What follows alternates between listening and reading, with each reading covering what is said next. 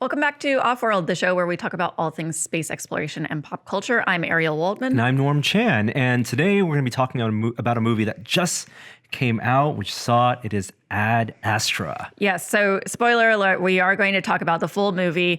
So if you don't want spoilers, then maybe go watch the movie and come back to us.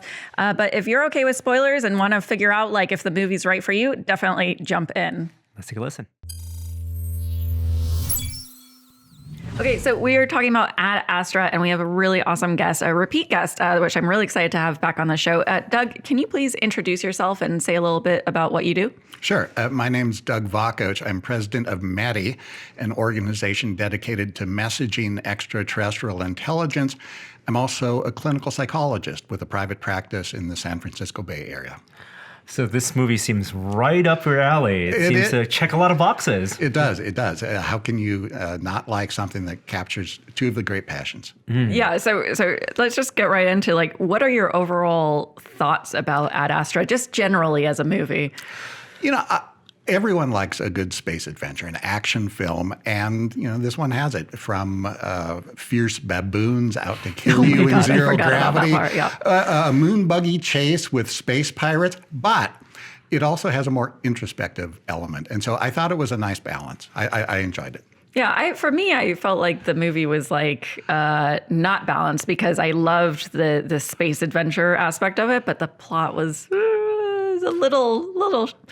Lacking in depth, I guess, maybe. They were trying to be really in depth, but I don't know. Norm, what did you think? I think I agree in terms of how much we love this near future world building, right? Like with commercial spaceflight as it is, projecting far out. They never say exactly how far in the future it is, but what could space exploration look like when we have a base on the moon, when going to Mars becomes a regular occurrence, when we have a space elevator, right? And these are things that we sometimes rarely see depicted in film.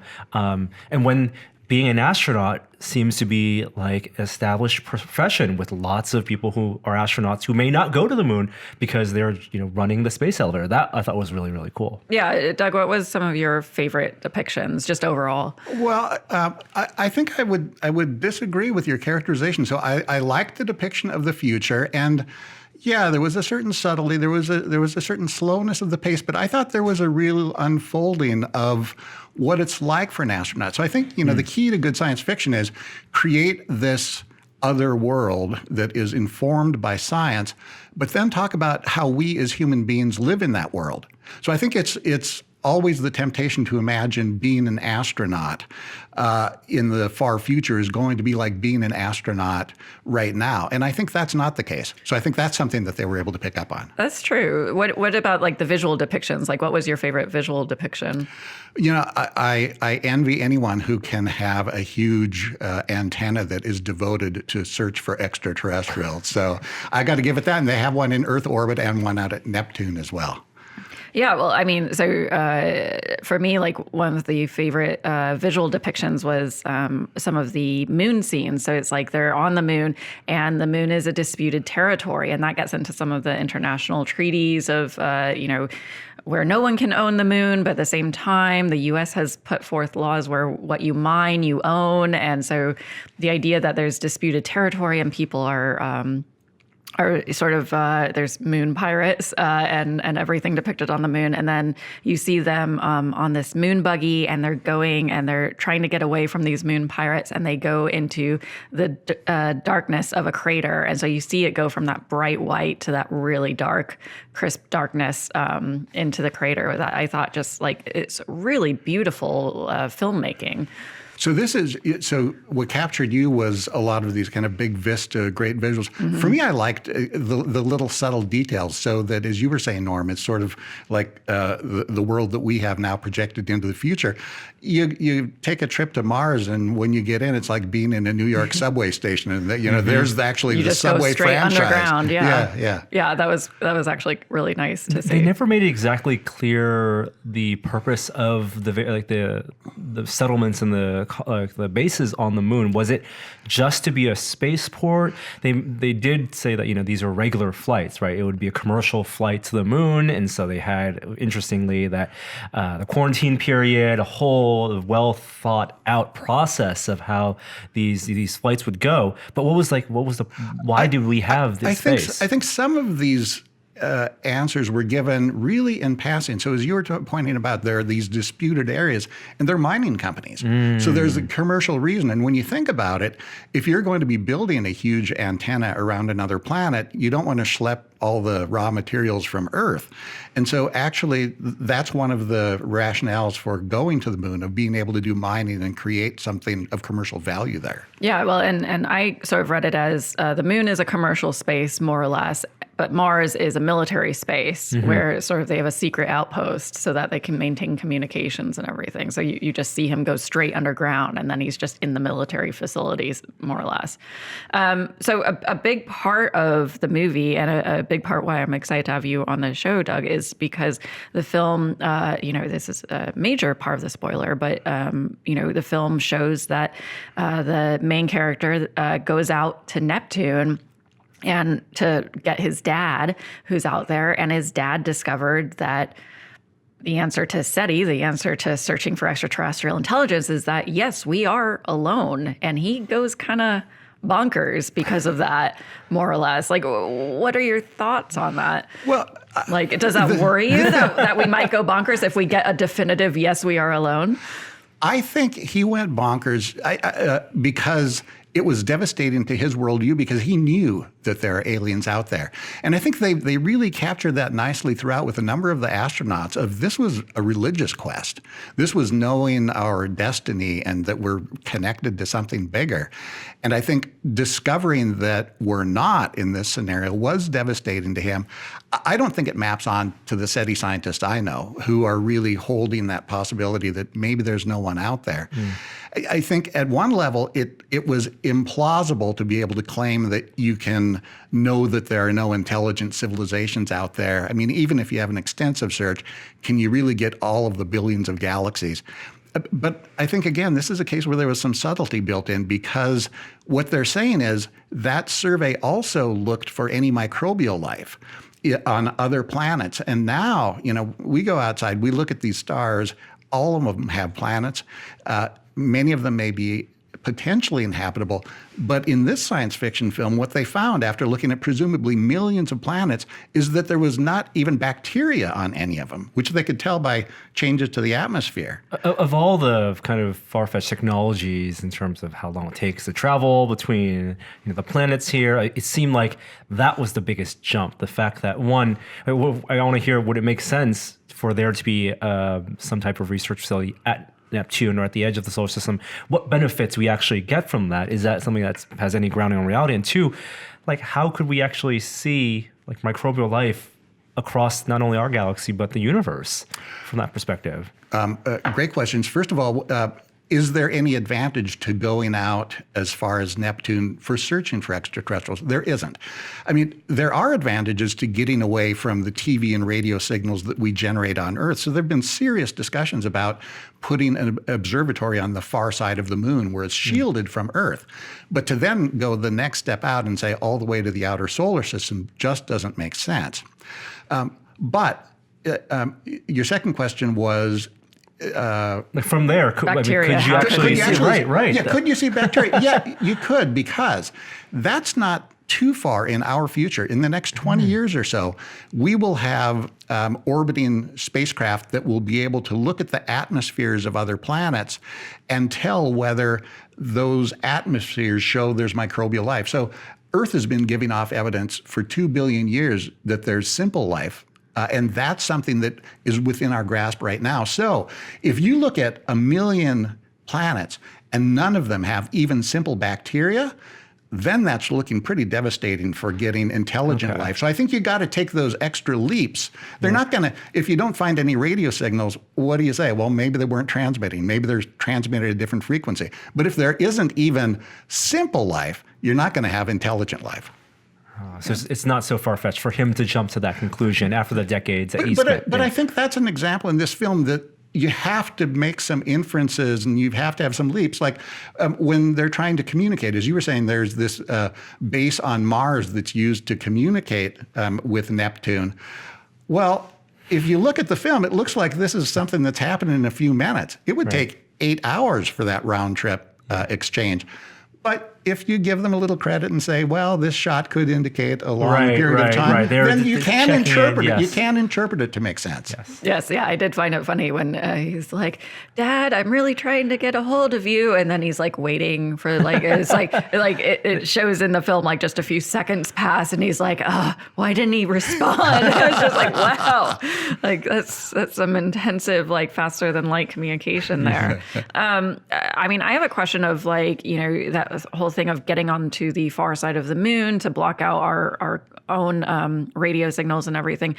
Are we still limited, though, by the factor of a lot of signals at like 100 light years away or to 200 light years away essentially become so faint that it would be very difficult for us to detect? I think we could. That, in fact, if you look at how our radio technology has improved since we started building radio telescopes a few decades ago, and then continue that growth rate for just a couple hundred years, we're going to be able to pick up our level of leakage radiation out to about 500 light years. Okay. So I think it's not difficult to pick up even accidental radio signals. We can't do it right now, but come back 10, 20 years from now and we'll be able to. Yeah. Well, and so another aspect, obviously, that we've been touching on a little bit with the film is it delves into the psychology of astronauts a lot. And you see in the film, the main character is, very like cool as a cucumber. Nothing bothers him. It's almost sort of a older depiction, I think, of what astronauts are, of sort of the right stuff guys, nothing bothers them. I wanted to sort of get your viewpoint because you work in psychology and things of that nature of if this idea of the emotionless astronaut is a trope that should be retired or if it's something that perhaps is still necessary when thinking about going further out into the cosmos. I think it would morph because in the early days, right, there's the right stuff. These are fighter pilots who've been trained to be astronauts. And if you're going to the moon and back, that's a 10-day journey.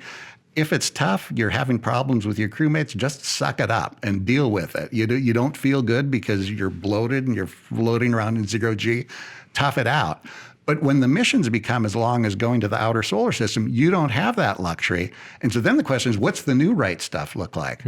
And right now, we're seeing a different transformation. On space stations, there's a lot of emphasis on being a team player, of being able to coordinate, of being able to appreciate people from other cultures who have different ways of doing things. But for me, the great part about this film that captured something that I think is usually missed is that what does it take, what kind of mindset does it take to go on that sort of a mission?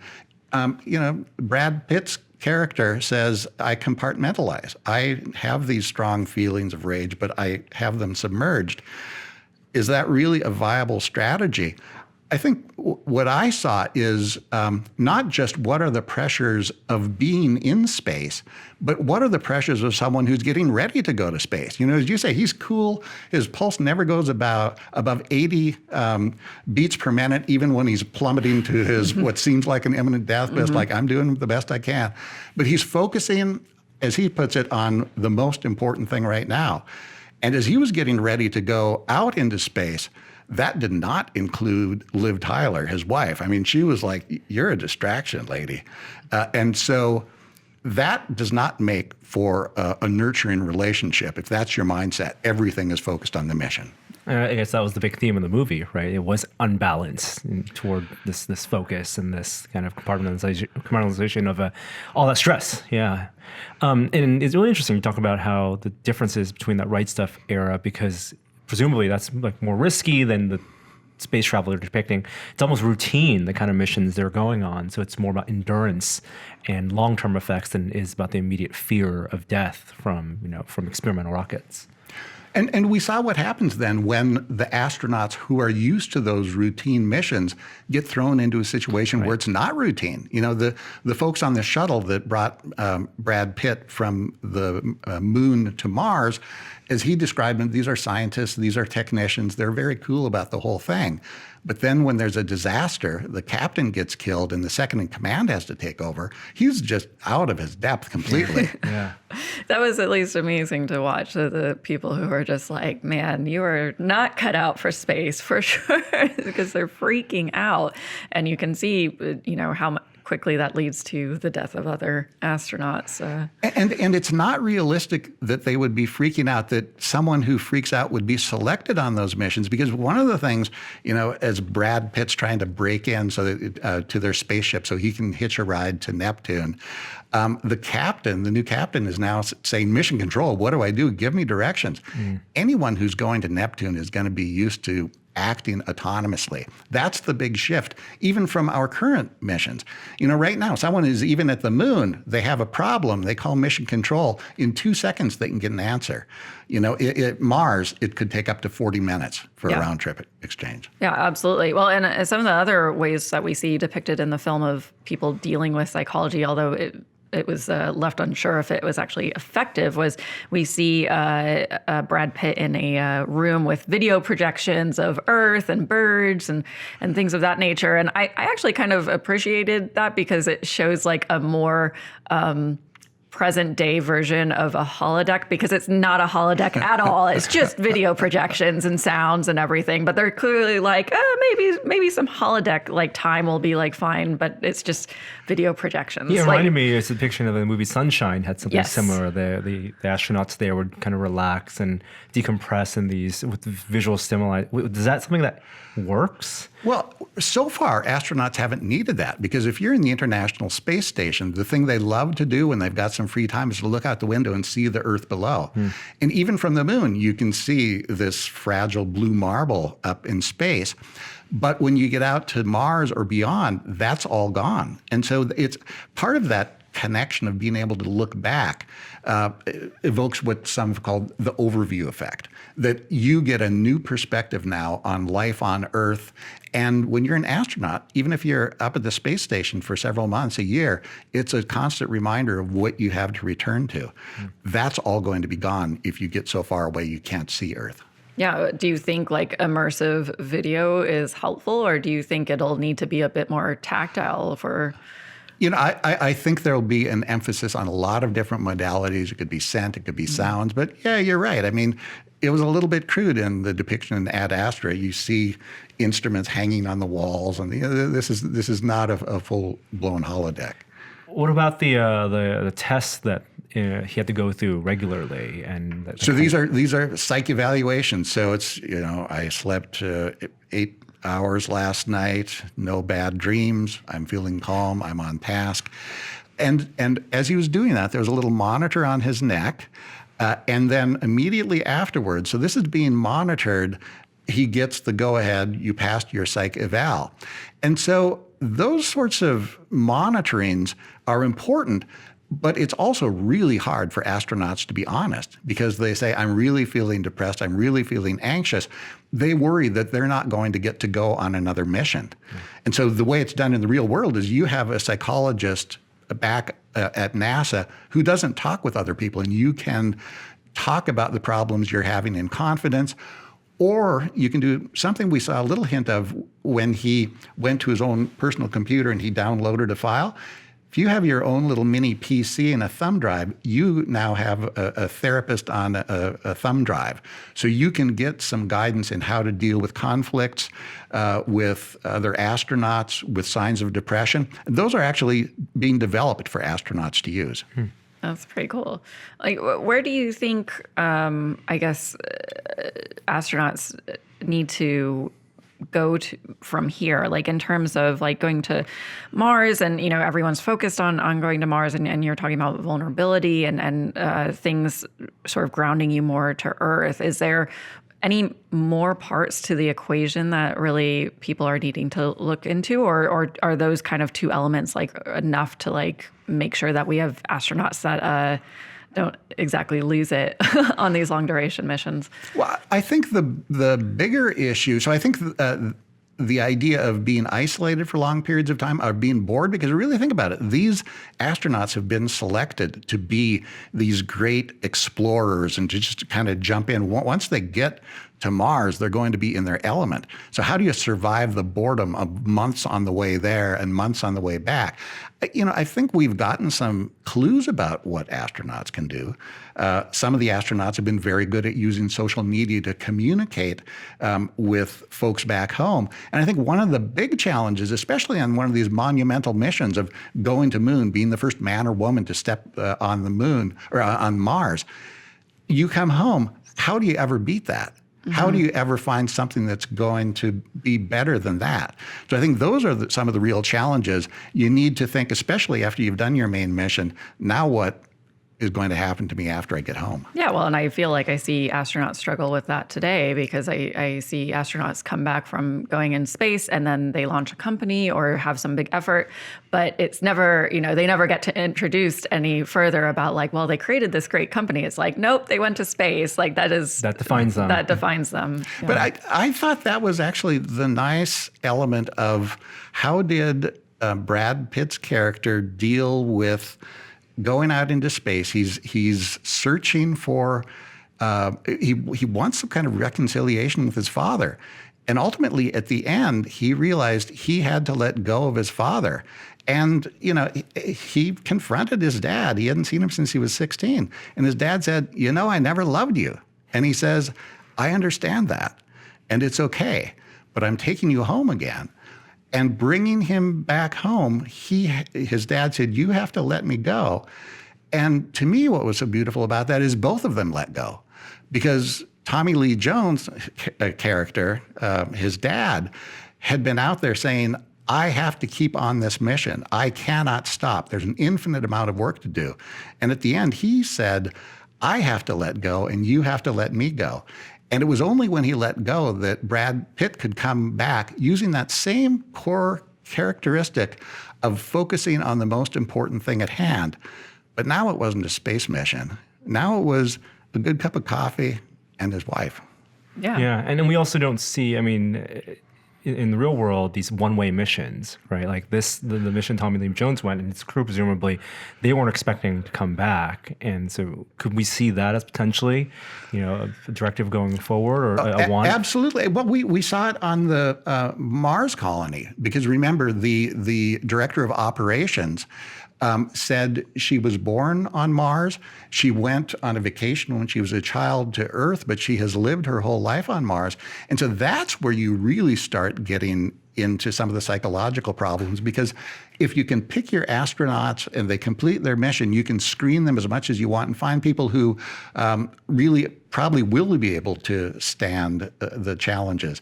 But once you have a colony and people are born, they're going to have the natural tendencies of some people are going to be stable and some people are going to have a harder time. And so there's nothing you can do at that point. And when it's something as distant as a base on Mars, that now becomes an increasingly autonomous colony. The sense of identity, it's explored in The Expanse, for example, where the Martians they're humans. That's right, but they're the first Martians, the humans who were born there. Yeah, well, so I guess my final question is for people who haven't seen the movie yet, where do you feel this movie is in terms of the portfolio of space movies? Like, what does this movie add that maybe, we don't get with Interstellar and Gravity? And, we have all these space movies now, which is really awesome. Like, what unique factor do you think this adds to the portfolio of space movies? I think this adds in two ways. First of all, it really gets at this question of, as we search for other life in the universe, what happens? We've always focused on what happens if we discover it, but what happens if we don't? And then secondly, what does it take for humans to go beyond Earth and not just project our own sense of astronauts today, but really think about what those differences of traveling such vast distances is going to have on what it takes to accomplish the mission at all. Yeah, that's awesome. Well, thank you so much for being on the show today. My pleasure. Glad to be back. I love that conversation. It's great having Doug back, and really brought more to think about in the movie. I think watching it, as we watch these space movies, we definitely want to put a little bit of a critical eye on the depiction, especially if it's trying to depict a quote unquote realistic future for space exploration, which I think this film does successfully in a few different ways, but then also the whole psychological aspect of it. Yeah, I think Doug actually got me to turn around a little bit, because I said at the start of the conversation that I felt that the plot was kind of lacking in depth and maybe a little simple, but perhaps in its simplicity, it is trying to really focus in on these key relationships of astronauts and what it's like to go way far out into outer space, and what sort of impacts that's going to have on you. Mm-hmm. In a way that can connect with the kind of relationships that we all have with our family, but of course in this very fantastical way. Something that we didn't mention is that one new thing this film depicts is that father-son relationship, a generational difference in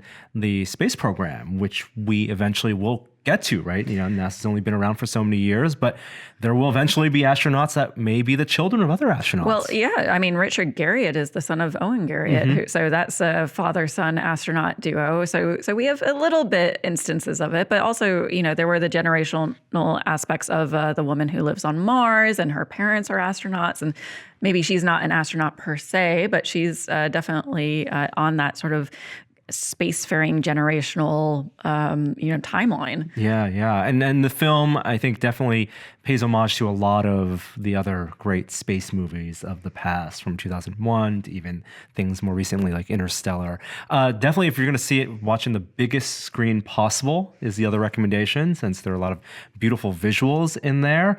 And do we have recommendations for people who want to learn more?